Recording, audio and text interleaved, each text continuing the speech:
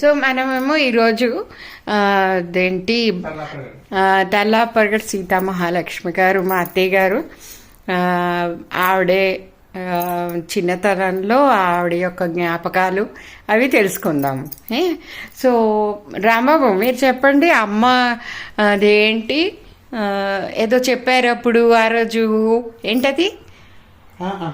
తాతగారు తన ఉద్యోగ రీత్యా కోనసీమలో చాలా చోట్ల పనిచేశారు లాక్ సూపరింటెండెంట్ కింద. లాక్ సూపరింటెండెంట్ అంటే పీడబ్ల్యూడీలోకి వస్తుంది. అదేమో చాలా బాధ్యత కలిగి ఉంటుంది అనమాట. అంటే లాకులన్నిటినీ ఓపెన్ చేయడము క్లోజ్ చేయడము అంత పవర్ ఉండేది అనమాట. స్ట్రిక్ట్ గా బ్రిటిష్ వాళ్ళ అలవాట్ల ప్రకారం రూల్స్ ప్రకారం పనిచేసేవారు. మా చిన్నతనంలో నాకు గుర్తుండి ర్యాలీ, విజయేశ్వరం, బొబ్బర్లంక, ధవళేశ్వరం ఇలాంటి చోట పనిచేశారు. అవునండి. ఇంకా ఇంకెక్కడున్నారు, ఇంకెక్కడ అంతా చేసేవారు? మా చిన్నప్పుడు నరసాపురం, ఐతంపూడి, కవితం, దిగువ గోదావరి జిల్లాలో, దిగువ గోదావరి ఊళ్ళలో అన్ని చాలా చోట్ల చేశారు. అచ్చా. మీ జ్ఞాపకాలు అలాంటివి ఏంటి? మీకు ఏమన్నా చిన్నప్పుడు మీ ఏజ్ ఎంత ఉంటుంది అప్పుడు? అప్పుడు అలాగే వచ్చింది కదా, అదేలే 4-5 ఏళ్ళు అలాగ ఉండొచ్చేమో. కొంచెం కూడా 4-5 ఉన్నప్పుడు తెలియదు కదా, కొంచెం 7-8 ఏళ్ళు అదేలే వయసు. నరసాపురంలో ఉండగా స్కూల్కి వెళ్ళడం అది అంతా బాగానే తెలుసు. మీ జ్ఞాపకాలు అప్పుడవి? నాన్నగారు బ్రిటిషర్స్ దగ్గర పనిచేసినప్పటికీ ఆయన వేరే దేశానికి సంబంధించి ఏం చేసిన దేశద్రోహానికి కానీ దీనికి సంబంధించిన ఏం చేయలేదు. ఎలా ఉండకూడదో ఆయన చెప్పారు. వాళ్ళ మంచి విషయాలు నేర్చుకున్నారు. ఆడపిల్లలు కూడా ఆ రోజుల్లో అంటే ఇంచుమించు నాకు ఇప్పుడు 88 అంటే 80 ఏళ్ల కిందటే ఆడపిల్లలు చదువుకోవాలి, వాళ్ళ కాళ్ళ మీద వాళ్ళు నిలబడాలి, అప్పుడే చిన్నప్పుడే పెళ్ళిళ్ళు చేయకూడదు, ఇవన్నీ అప్పుడే నా నాన్నగారు అది వాళ్ళ దగ్గర నుంచి అలా ఏది కావాలో అది ఎలా ఉండకూడదు అది తెలుసుకుని చెప్పారు. అలానే ఆయన వాళ్ళ దగ్గర చేశారు కదా అని అది ఏం చేయలేదు. అది దేశానికి ఏం ద్రోహం చేయడం అంటే నెగటివ్ పనులు ఏం చేయకుండా ఎలా ఉండాలి అన్నది తెలుసారు. లేకపోతే ఆ రోజుల్లో ఆడపిల్లలకి 10 ఏళ్ల నుంచి పెళ్లి ప్రయత్నాలు చేశారు. నేను మా పెద్దమ్మాయికి ఎప్పుడూ పెళ్లి చేయను, అది ఎన్నాళ్ళు ఎంత చదువుకుంటే అంత చదువు చెప్పించి దానికి అప్పుడు చదువు అయిపోయాక దాని ఇష్టం అప్పుడు చేస్తాను పెళ్లి దానికి అనేవాడు.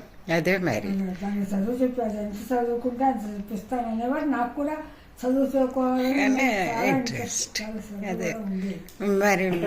అప్పట్లో 8వ క్లాస్ వరకే ఉంది అని చెప్పి 8వ క్లాస్ వరకు చదువుకున్నాం కదా, ఆ తర్వాత లేదు మీ ఊర్లో? లేదు. తర్వాత పెళ్లి చేశారు రాజమండ్రిలో, లేకే ఉన్నాయి ఇప్పుడు లేవా కానీ, కాకపోతే ఇంట్లో పెద్దవాళ్ళ ఒత్తిడితో మా అమ్మమ్మ వాళ్ళ ఒత్తిడితో వయసులో 14 ఏళ్ళకు పెళ్లి చేసేసారు. కానీ ఆ తర్వాత మీరు చదువుకున్నారు కదా. అదేలే అదే కదా, మేము ఎవరం కూడా మీతో ఏంటి ఆ హిస్టరీలో అసలు కొంచెం కూడా ఈవెంటుడే పోటీ పడలేము. That is very true. చక్కగా చదువుకున్నది అది కనిపిస్తూ ఉంటుంది. ముఖ్యంగా అలా నాన్నగారికి ఆ కృష్ణగారి గారితో ఆయన అక్కడ ఏదేదో ఏమంటారు ఫుట్బాల్ ఏదో ఆడేవారు ఆ రోజుల్లో. ఆడినప్పుడు అక్కడ ఉండడంలో మరి ఎలా పరిచయం అయిందో ఇద్దరికి. ఆయన పెద్ద చీఫ్ ఇంజనీర్, అది ఆయనకి మరి ఈయన మామూలుగా ఏదో చిన్న ఉద్యోగం తీసుకుంటూ అక్కడ ఉండి చూస్తుండేవాడు. అది ఎలా పరిచయం అయిందో ఇద్దరికి. నేను మాట్లాడుకుంటాము, వాళ్ళకి ఒక టైం ఇస్తాను అంటే అపాయింట్మెంట్ అనమాట ఇస్తాను, రమ్మని ఏమన్నా సమస్యలు ఉంటే వాళ్ళు ఏదో అడుగుతారు, నేను చెప్తాను, మేము మాట్లాడుకుంటాం. మధ్యలో ఈ రాజకీయ నాయకులు ఎందుకయ్యా కల్పించుకుంటారు అని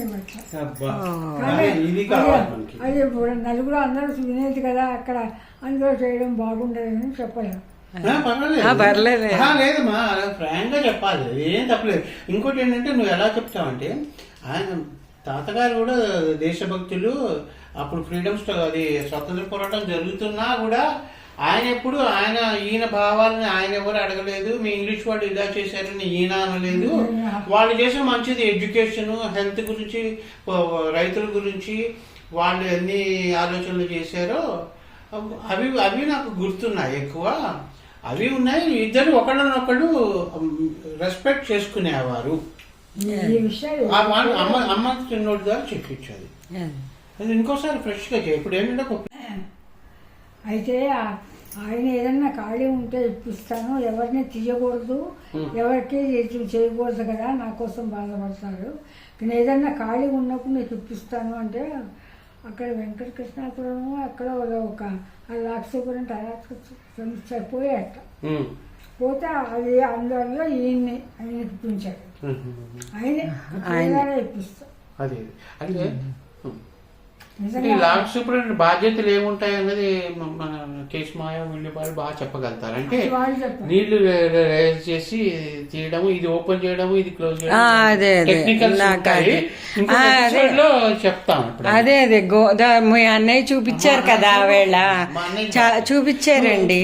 అదేంటంటే గోదావరి ఇలా పైనుంచి ఇలా కిందికి పడిపోతే గబుక్కుని ఒక్కసారిగా వచ్చేస్తే మొత్తం మునిగిపోతుంది కదా అందులోకి. అందుకనేసి ఒక గేట్ ఎత్తి కొంచెం నీళ్ళు తీస్తే ఈ పడవ పైకి ఎడుతుంది. అప్పుడు మళ్ళీ ఎత్తి తీస్తే అది మెల్లిగా కిందికి ఎడుతుంది. అది అయితే ఆ గేట్లు తీయటము వేయటము అన్నవి ఎలా చేయాలి, సో దట్ ఆ పడవలన్నీ బరువు ఉన్నవి ఎలా తీసుకెళ్ళాలి అని చెప్పి అవి ఒకసారి ఎప్పుడైనా వెళ్ళినప్పుడు ట్రిప్ కొట్టి ఒక లాక్ అది చూపించచ్చు. అర్థం కాదు కదా. ఇప్పుడు లాక్ సూపరింటెండెంట్ ఏంటి అంటారు అంటే ఆ రోజులలో రోడ్లు ఇవి లేనప్పుడు ట్రాన్స్పోర్ట్ ఇలాగే ఉండేది పడవలలో. నీళ్ల మించు అది చెప్పు, అదొక పాయింట్ అమ్మది చెప్పించి. ఆ రోజుల్లో రవాణా అంతా నీళ్ల ద్వారానే ఉండేది కాబట్టి లాక్ సూపరింటెండెంట్లు ఉండేవి. అది ఆ రోజుల్లో అంతా మరి రవాణా సౌకర్యం అంతా ఈ పడవల మీద దీని మీద ప్రతి ఒక్కటి కోనసీమ నుంచి కూరగాయలు, కొబ్బరికాయలు, అది ఇవి అన్నీ గోదావరి నుంచి రాజమండ్రి అన్నీ వెళ్ళాలి. కాలం అవును అవును, రోడ్లు అవి లేవు కదా మరి లేవు, లారీలు అవి ఏం లేవు. సో ఒక పక్క ఉన్న గేటు తెరిస్తే పడవ వెళ్ళడం, రెండో పక్క ఉన్న మళ్ళీ గేటు తెరిస్తే నీళ్లు పైకి వెళ్ళి మళ్ళీ నీళ్లు కిందికి రావడము, పైకి వెళ్ళడం, అలా గ్రావిటీ ద్వారా. Oh that's nice. అంటే ఇంజనీరింగ్ ఫీట్స్ అవన్నీ వివరంగా మా తమ్ముడు బాగా చెప్పగలరు. కిస్మావి వాళ్ళని అడుగుదాము. పాటు ఉండేవారు కదా. కరెక్ట్. అవును అవును, రైట్, దట్స్ ట్రూ.